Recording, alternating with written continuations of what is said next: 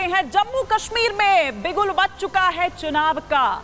जम्मू कश्मीर में जश्न जमहूरियत का आगाज होने वाला है। तो आइए बात करते हैं कि क्या वोट से आतंक पर चोट करेगी जनता।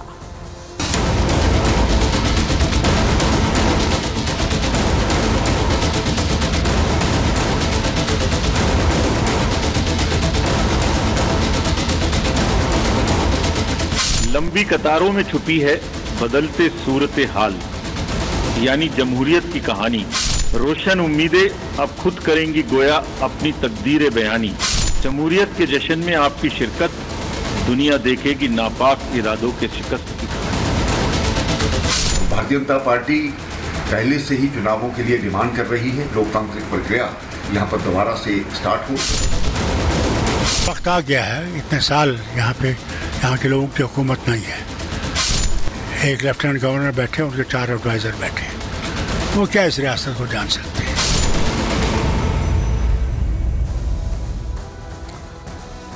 तो चुनावी बिगुल बज चुका है जम्मू कश्मीर में। ऐलान भी हो चुका है तारीखों का, उस पर तो हम बात करेंगे। लेकिन देखिए, तमाम जो राजनीतिक जो प्रतिक्रियाएं हैं, जो पॉलिटिकल रिएक्शन है, वो तो इस पर आ रहे हैं। लेकिन लोग क्या कह रहे हैं, जो जनता है वहां की, वो क्या कह रही है, वो भी आपको बताएंगे। लेकिन अब की बार घाटी में सरकार, जम्मू कश्मीर में 10 साल बाद ये मौका वापस आ रहा है जब विधानसभा चुनाव वहां पर वापस हो रखे हैं। जम्मू कश्मीर में 3 चरणों में होगा चुनाव। आज तारीखों का ऐलान इलेक्शन कमीशन द्वारा कर दिया गया है। 18 सितंबर को पहले चरण के लिए मतदान होगा और इसके बाद 4 अक्टूबर को आएंगे चुनाव के नतीजे। इस पर रिएक्शंस भी आ रहे हैं। 2014 के बाद अब 2024 में, यानी कि 10 साल बाद होने जा रहे हैं अब विधानसभा चुनाव। 2019 से जम्मू कश्मीर में लागू है राष्ट्रपति शासन।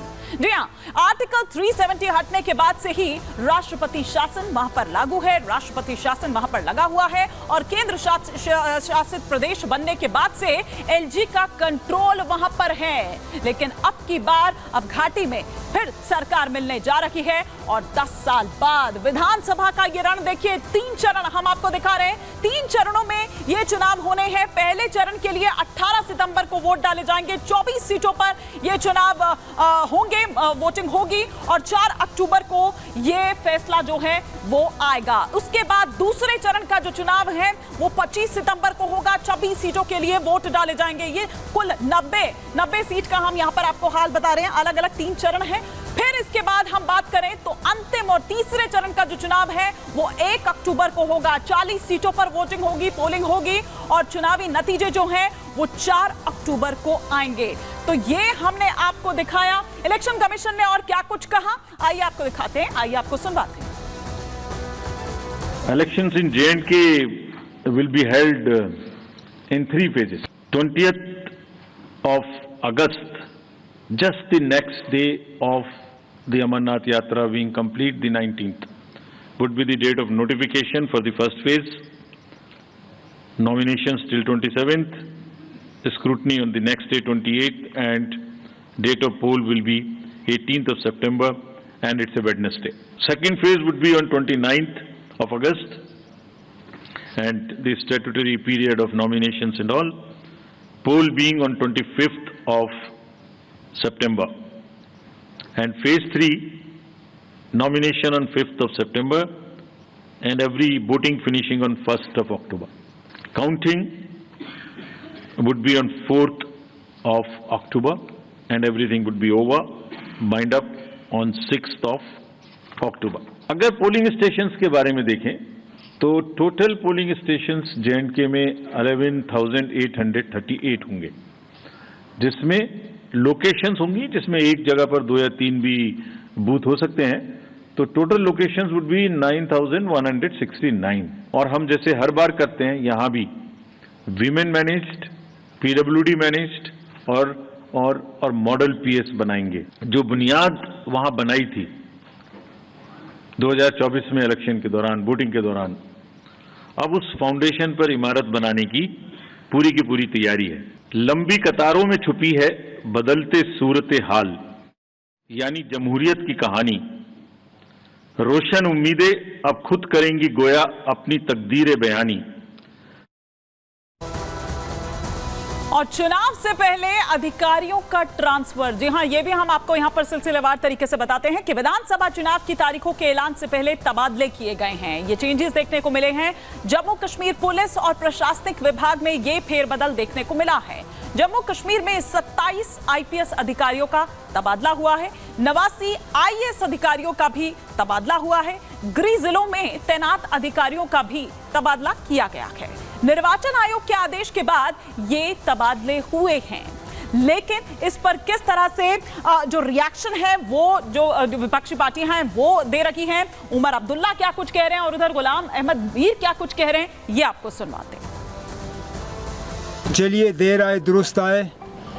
इलेक्शन कमीशन की तरफ से 3 फेजेस में तारीख का ऐलान हो चुका है और बड़ी जल्दी से जो है ये शेड्यूल जो है समाप्त होगा। 87-88 के बाद ये पहली मर्तबा है कि इतने कम अरसे के अंदर और इतने कम फेजेस में इलेक्शन जो हैं जम्मू कश्मीर में कराए जा रहे हैं। जाहिर सी बात है कि पॉलिटिकल पार्टीज़ के लिए ये एक नया तजुर्बा होगा, लेकिन मैं नेशनल कॉन्फ्रेंस के तरफ से इतना ही कह सकता हूँ कि हम पहले से ही इस दिन की तैयारी में लगे हुए थे। तो इसका स्वागत करता हूँ। किसी न किसी तरीके से यहाँ असेंबली बननी चाहिए और वो अपने लोगों को चुन सके, अच्छे नुमाइंदों को चुन सके जो उनको डे एंड नाइट अपने तकलीफ़ात को सुने। मुझे लगता है जम्मू कश्मीर के लोगों के लिए जमहूरी तरीके से सबसे बड़ा खुशी का दिन ये है, जो शायद लोगों को लगता था कि अब जम्मू कश्मीर में चुनाव कभी होगा नहीं, मगर वो मौका अब उनको मिलेगा।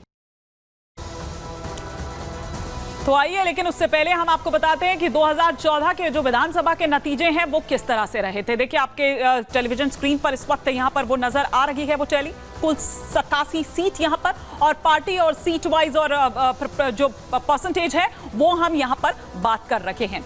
अब परिसीमन के बाद समीकरण बदल गए हैं, लेकिन परिसीमन से पहले की जो तस्वीर है वो हम आपको यहाँ पर दिखा रहे हैं। पीडीपी को उस वक्त कितनी मिली थी? 28 सीटें मिली थी। बीजेपी की बात करें तो बीजेपी को माफ कीजिए 25% जो है वो ये इधर वोट परसेंट आप देख रहे हैं और इधर सीट आप यहाँ पर देख रहे हैं कि कितनी मिली। नेशनल कॉन्फ्रेंस की अगर बात करें तो 15 सीट उसको मिली।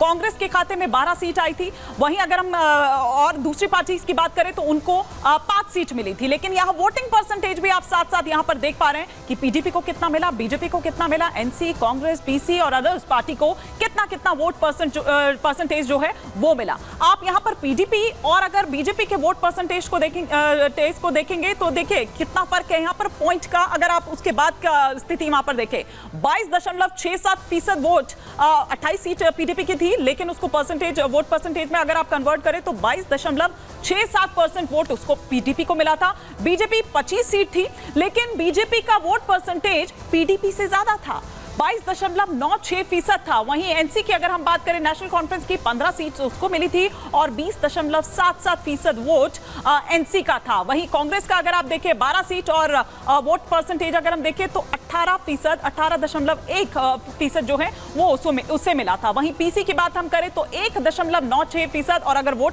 सीट में कन्वर्ट करें तो 2 सीट उसके खाते में थी। अदर्स की अगर हम बात करें तो वोट परसेंटेज 7% और वहीं 5 सीट अगर उसको सीट में हम कन्वर्ट करें तो